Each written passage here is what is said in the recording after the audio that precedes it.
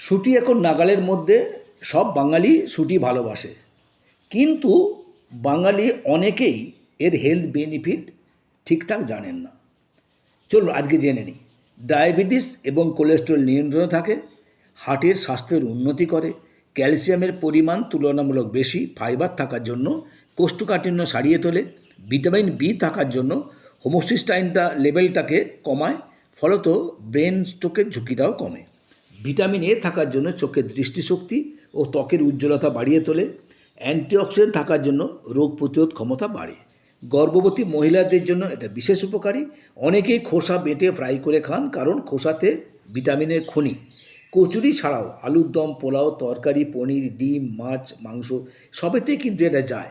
এতে বিদ্যমান vitamin, protein, fibre, calcium, potassium, zinc, iron এবং ফলিক অ্যাসিড, ফলত এটা আমাদের স্বাস্থ্যের জন্য উপকারী।